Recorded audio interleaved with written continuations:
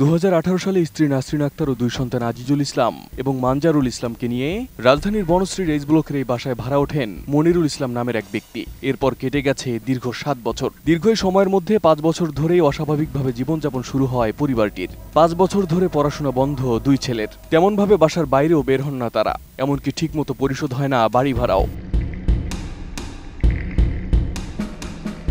সম্প্রতি একটি গণমাধ্যমে পরিবারটির রহস্যময় এমন আচরণ নিয়ে সংবাদ প্রকাশ হলে অনুসন্ধান শুরু করে এটিএন নিউজ। পরিবারটির খোঁজ নিতে গেলে বাধা দেয় বাড়িটির কেয়ারটেকার। কোনো তথ্য দিতেও নারাজ তিনি।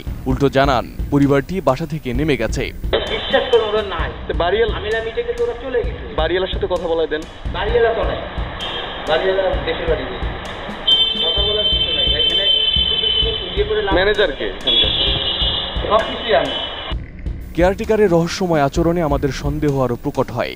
দীর্ঘ প্রচেষ্টায় বনশ্রীর ওই বাসায় আটকে থাকা পরিবারটির সঙ্গে যোগাযোগ করতে সক্ষম হই আমরা। পরিবারটির বড় ছেলে আজিজুল ইসলাম আমাদের জানায় তারা ওই বাসাটিতেই অবস্থান করছেন এখনো। নোভা এলইডি টিভি, ঝকঝকে ছবি, নিখুঁত শব্দ, 5 বছরের ওয়ারেন্টি। নোভা মানি সঠিক মান, নিশ্চিত সেবা। আচ্ছা, এখনো কি আপনারা ওই বাসাতে আছেন? হ্যাঁ, ওই বাসাতে আসছি, কিন্তু ওই যে এরা এখন সাংবাদিকদের আমার বাসায় ঢুকতে দিচ্ছে না, আর আমিও আমার ঘরের মধ্যে এক প্রকার জিম্মি হয়ে আছি। এরাও সাংবাদিক। আমি অনেক কষ্টে আছি। আমি বেশ কয়েকদিন ধরে আমি তো এই 5-6 বছর ধরে তো একেবারে আটকা, আর এখন তো এই ঘরের টাকা টানা আটকা। এই লোকটা হচ্ছে একজন আরিমুখী, নষ্ট চরিত্রের, ভুয়া সার্টিফিকেটধারী, মাদক সিন্ডিকেটের ইয়ে, আর কাছে সকল প্রকার প্রমাণাদি আছে। এটা আমরা শুধু মুখে ইয়ে করছি না, আমাদেরকে মৃত্যুর হুমকি দিচ্ছে, আমাদেরকে মেরে ফেলানোর অপচেষ্টা করতেছে। মানে কত ধরনের যে তত্ত্বের মধ্যে নাই, সেই আমি এই বেশ কয়েকদিন ধরে ঘুমাতে পারতেছি না, খাইতে পারতেছি না। এ নিয়ে খিলগাঁও থানায় একটি সাধারণ ডায়েরি করেন মনিরুলের স্ত্রী নাসরিন আক্তার। এরপর আমরা নিশ্চিত হই বাসায় ঢুকতে বাধাদানকারী কেয়ারটেকার পরিচয় দেওয়া ব্যক্তি মনিরুল ইসলাম। এদিকে পরিবারটির অভিযোগ, দীর্ঘদিন ধরে পরকীয়ার সাথে যুক্ত মনিরুল। আমাদের হাতে আসে অন্য এক নারীর সঙ্গে মনিরুলের আপত্তিকর ভিডিও কলিং এর স্ক্রিন রেকর্ড, চ্যাটিং এর স্ক্রিনশট ও বেশ কিছু ছবি ও ভিডিও। আরও বিভিন্ন নারীকে আপত্তিকর টেক্সট ও ভিডিও পাঠানোর অভিযোগ রয়েছে মনিরুলের বিরুদ্ধে। আমাকে ফেসবুকে মেসেজ দিত, মানে ফেসবুকে ছবি নাই কিছু, আমাকে ওই রকম একটা আইডি থেকে বাজে একটা ভিডিও পাঠাইছে। কয়েক মাস আগে অন্য এক নারীকে উত্ত্যক্ত করার অভিযোগে পুলিশি হেফাজতে নেওয়া হয়েছিল মনিরুলকে, এমনটাই জানান পুলিশের উপপরিদর্শক ওবায়দুল হক রুবেল। তখন তিনি ঢাকার শাহজাহানপুরে দায়িত্ব পালন করেছেন। পশ্চিম একটা প্রেগনেন্ট মহিলা তার বাচ্চা নিয়ে মাদ্রাসা থেকে বাসা যাচ্ছিল। সে মাদ্রাসার পিছনে ওই মহিলার পিছনে গিয়ে সে একা কেন, তারপরে বাচ্চা নিচে কেন, অসুস্থ কেন, তারপরে কি রেগুলার বেরোয় কিনা, কালকে বেরোবে কিনা, আবার বাসা থেকে বেরোবে কিনা, তার বাসা পর্যন্ত যেতে তার সেই মহিলার সাথে পুরো রাস্তাতে মহিলার এই কথাগুলো বলে বিভিন্ন তাদের বিরক্ত করা আরম্ভ করছে।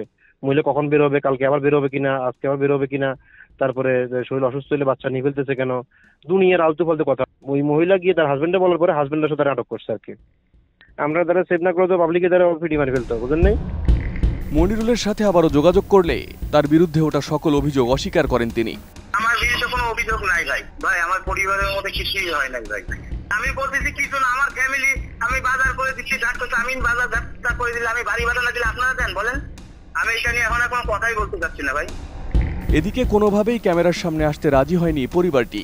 আবার পুলিশি ব্যবস্থা নিতেও আপত্তি জানান তারা। তবে পুলিশ বলছে আইনি সহায়তা চাইলে সার্বক্ষণিক প্রস্তুত রয়েছে প্রশাসন। অ্যাকচুয়ালি ভদ্রমহিলার নাম নাসরিন। কিছুদিন আগে 999-এর একটা কলে আমার একটা টিম সেখানে গিয়েছিল। আমার টিমের যে এসআই ছিলেন উনি তদন্ত করে যেটা পেয়েছেন, ভদ্রমহিলার সাথে তার হাজব্যান্ডের মনে হয়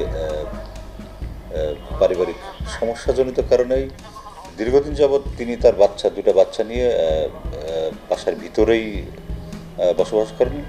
সাধারণত তিনি বাইরে আসেন না। এমন একটা সংবাদের প্রেক্ষিতে পুলিশ ঘটনাস্থলে যায়, কিন্তু পুলিশ ভিতরে যেতে সক্ষম হয়নি, তিনি দরজা খোলেন না। পরবর্তীতে আমরা একটা অনলাইন মাধ্যমে দেখেছি একটা নিউজের সংক্রান্তে। তো ভদ্রমহিলা নাসরিন যদি তার নিরাপত্তা অভাব বোধ করেন এবং পুলিশের কাছে কোনো নিরাপত্তা চান, তো আমরা নিরাপত্তা সহ তার যদি কোনো অভিযোগ থেকে থাকে তো আমরা অভিযোগ তদন্তপূর্বক পরবর্তী আইনগত ব্যবস্থা নেব। এদিকে পরিবারটির সদস্যদের আচরণও দিন দিন অস্বাভাবিক হয়ে উঠছে। বিশেষ করে বড় ছেলে আজিজুল ইসলাম ও স্ত্রী নাসরিন আক্তারের আচরণে তা আরও স্পষ্ট। তাদের সন্দেহের মাত্রা এতটাই বেড়েছে যে তারা বিশ্বাস করেন বাসা থেকে বের হলেই কেউ তাদের হত্যা করতে পারে। সন্দেহের কারণে তারা ফ্ল্যাটের মালিক সহ আশেপাশের অনেককে জড়িয়ে ফেলেছেন এই ধারণার মধ্যে। যদিও ফ্ল্যাটের মালিক চান দ্রুত বাসা ছেড়ে চলে যাক পরিবারটি। অন্যদিকে নাসরিন আক্তার ও তার 2 সন্তান মনে করেন মনিরুল ইসলাম পরকীয়া সহ কোনো বড় অপরাধ চক্রের সঙ্গে যুক্ত। মনিরুলের সামান্য রাগান্বিত বা উচ্চস্বরে কথা বলাকেও তারা হত্যার হুমকি হিসেবে দেখছেন। ফলে তাকে বাসায় ঢুকতেও বাধা দেন তারা। যদিও তিনি দাবি করেছেন বাইরে থাকলেও পরিবারের সব খরচ তিনি নিজেই বহন করে যাচ্ছেন। শান্তি তো ঘরে বউয়ের সাথে ভদ্র ব্যবহার করলে শান্তি আসে। এদিকে পরিবারটির এমন অস্বাভাবিক আচরণের জন্য মনিরুলের কর্মকাণ্ডকে দায়ী করছেন মানসিক স্বাস্থ্য বিশেষজ্ঞ প্রফেসর ডক্টর মোহাম্মদ মাহবুবুর রহমান। তার মতে দীর্ঘদিন মনিরুলের আচরণে অতিষ্ঠ হয়ে মানসিকভাবে বিপর্যস্ত হয়ে পড়েছেন তার স্ত্রী ও সন্তানরা। অযৌক্তিকভাবে সন্দেহ করে, অযৌক্তিকভাবে তারা ভয় পায়, অযৌক্তিকভাবে তারা চিন্তা ভাবনা করে, তাহলে অবশ্যই এটা এক ধরনের মানসিক রোগের লক্ষণ। এটা আমাদের সেক্রেটারিতে এটাকে বলে আমরা প্যারানয়েড সাইকোটিক ডিসঅর্ডার অথবা অন্য নাম আছে। তো এই ধরনের আক্রান্ত যারা হয়, যারা এই ধরনের রোগে আক্রান্ত হয়, তারা এই ধরনের সমস্যায় ভোগে এবং কোনো যৌক্তিক কারণ ছাড়া যদি তারা এই ধরনের বিশ্বাসী হয় তাহলে অবশ্যই তারা একটা জটিল মানসিক রোগে ভুগতেছেন। এদেরকে চিকিৎসা করা দরকার এবং চিকিৎসা আওতায় আনা দরকার। ডক্টর মাহবুবুর রহমানের পরামর্শ তাদের মানসিক স্বাস্থ্যের উন্নতির জন্য দ্রুত চিকিৎসা গ্রহণ করা জরুরি। Arif Hasan, ATN news.